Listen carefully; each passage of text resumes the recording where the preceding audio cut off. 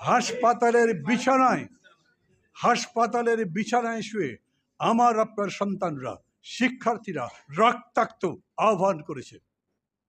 18 সালেও যখন আন্দোলন হয়েছিল তখন কোটার যারা নেতৃত্ব দিয়েছিলেন, একটু আগে আমি তাদের এক অনুষ্ঠানে ছিলাম, এই জন্য আমার দেরি হয়েছে, তখন তারা বলেছিল ওনার মধ্যে মায়ের ছবি দেখি।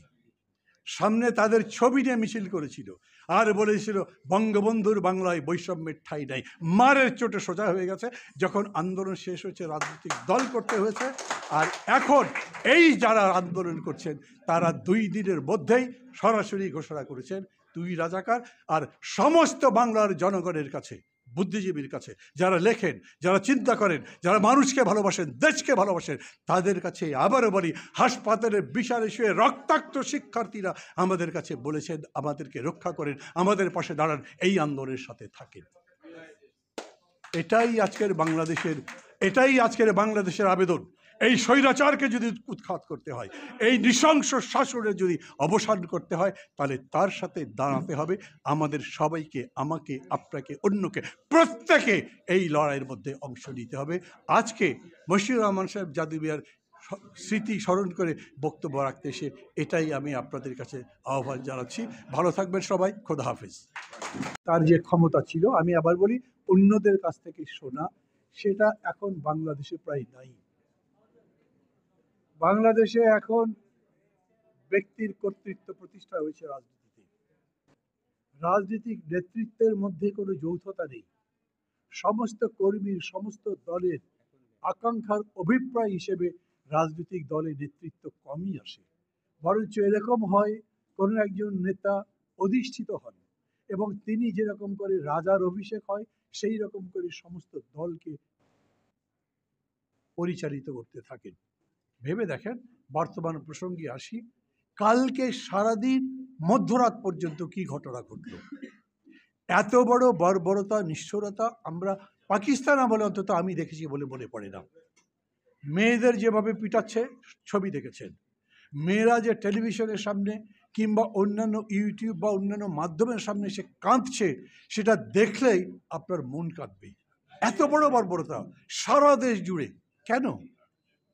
আমি আজকে কয়েকজন বুদ্ধিজীবী বিবৃতি দেখলাম। কি বলে এরা?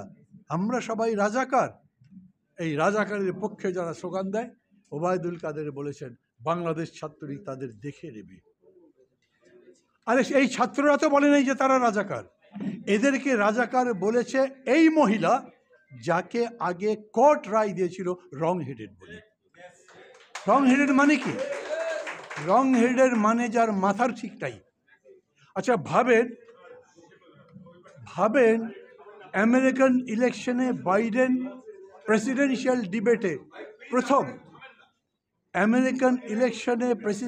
ডিবেটে প্রথম যখন বাইডেন ফল্টার করলেন, একজনের নাম বলতে পারলেন না, ভুল করে আরেকজনের নাম বললেন, পরে সংশোধন করে আবার অরিজিনাল নাম বললেন, শুধু এই কারণে সবাই মনে করলো তার স্মৃতি বিভ্রাট হয়েছে। উনি ঠিক মতো সব কথা মনে করতে পারেন না, তার নেতা থাকা উচিত তা। সমগ্র আমেরিকাতে সেটা চলছে।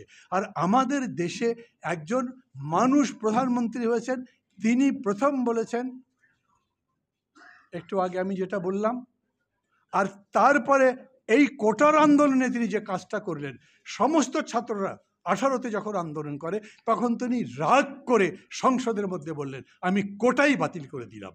এবং খেয়াল করেন, উনি আবার সংবাদ সম্মেলনে বললেন তখন আমি একটা আবেগের বা রাগে বিরক্তিতে এই কথাটা বলেছিলাম।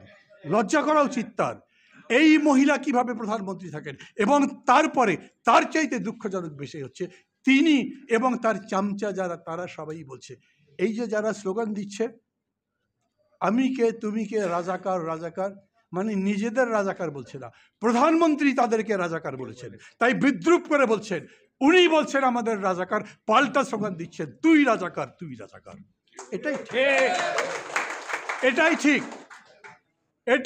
এই রাজাকার আর মুক্তিযোদ্ধার তকমা নিয়ে দেশ শাসন করবার চেষ্টা করেছেন, মুক্তিযুদ্ধের চেতনার নামে যে সারা দেশকে নৃশংসভাবে শোষণ, দমন, নিপীড়ন করবার চেষ্টা করছেন, এই ছাত্ররা তার বিরুদ্ধে জেগেছে। ওদের ব্যাপারটা এরকম আছে, জানেন, আমাকে অনেক সময় বলতেন ভাই আপনি বিরোধী দল করছেন, আওয়ামী লীগ ছেড়ে দিয়েছেন, কথাবার্তা বলেন, কিন্তু প্রধানমন্ত্রীকে দিয়ে কিছু বলবেন না কেন? উনি কি ধোয়া তুলসী পাতা, দুধে ধোয়া? উনি যদি ভুল করেন বলা যাবে না? যখন শেখ মুজিব প্রধানমন্ত্রী ছিলেন, উনি যখন বলেছেন লাল ঘোড়া দাবড়ে দেবো, তখন প্রতিবাদ করেনি? কিসের লাল ঘোড়া দাবড়াবে? আপনি গণতান্ত্রিকভাবে শাসন করলে সেরকম কথা বলতে পারেন না। আর গতকালকে যেটা হলো, কেবলমাত্র তার সম্পর্কে সমালোচনা করেছে বলে সারা বাংলাদেশের বিশ্ববিদ্যালয়গুলোতে কী ধরনের সন্ত্রাস করেছে। আমি কথা সংক্ষেপ করে ফেলবো, বিকজ এরপরেও ফখরুল ভাই আছেন, আমি ধারণা করি যে মোস্তফা জামাল হায়দার ভাইও আছেন, তারা আরও অনেক ভালো কথা বলতে পারবেন মশিউর রহমান জাদুঘর সম্পর্কে এবং দেশের অবস্থা সম্পর্কে। আমি শুধু মানে কী হয়েছে জানেন, এই ডায়াসটা, এই পোডিয়ামটা খুব ছোট, এতগুলো বোম ধরে না। আমি জানি না প্রেস ক্লাবের কর্তৃপক্ষ, এই প্রেস ক্লাবের কর্তৃপক্ষরা যদি একটা বড় পোডিয়াম করতেন তাহলে ভালো হতো। আমার কথা আমি 2 লাইনে শেষ করি। হাসপাতালের বিছানায় শুয়ে আমার আপনার সন্তানরা, শিক্ষার্থীরা রক্তাক্ত আহ্বান করেছে। 18 সালেও যখন আন্দোলন হয়েছিল, তখন কোটার যারা নেতৃত্ব দিয়েছিলেন, একটু আগে আমি তাদের এক অনুষ্ঠানে ছিলাম, এই জন্য আমার দেরি হয়েছে, তখন তারা বলেছিল ওনার মধ্যে মায়ের ছবি দেখি। সামনে তাদের ছবি নিয়ে মিছিল করেছিল আর বলেছিল বঙ্গবন্ধুর বাংলায় বৈষম্যের ঠাঁই নাই। মারের চোটে সোজা হয়ে গেছে। যখন আন্দোলন শেষ হয়েছে, রাজনৈতিক দল করতে হয়েছে। আর এখন এই যারা আন্দোলন করছেন, তারা 2 দিনের মধ্যেই সরাসরি ঘোষণা করেছেন তুই রাজাকার। আর সমস্ত বাংলার জনগণের কাছে, বুদ্ধিজীবীর কাছে, যারা লেখেন, যারা চিন্তা করেন, যারা মানুষকে ভালোবাসেন, দেশকে ভালোবাসেন, তাদের কাছে আবারও বলি, হাসপাতালের বিশালে শুয়ে রক্তাক্ত শিক্ষার্থীরা আমাদের কাছে বলেছেন আমাদেরকে রক্ষা করেন, আমাদের পাশে দাঁড়ান, এই আন্দোলনের সাথে থাকেন।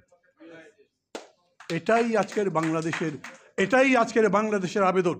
এই স্বৈরাচারকে যদি উৎখাত করতে হয়, এই নৃশংস শাসনের যদি অবসান করতে হয়, তাহলে তার সাথে দাঁড়াতে হবে আমাদের সবাইকে, আমাকে, আপনাকে, অন্যকে, প্রত্যেকে এই লড়াইয়ের মধ্যে অংশ নিতে হবে। আজকে মশিউর রহমান সাহেব জাদুবিয়ার স্মৃতি স্মরণ করে বক্তব্য রাখতে এসে এটাই আমি আপনাদের কাছে আহ্বান জানাচ্ছি। ভালো থাকবেন সবাই। খোদা হাফেজ।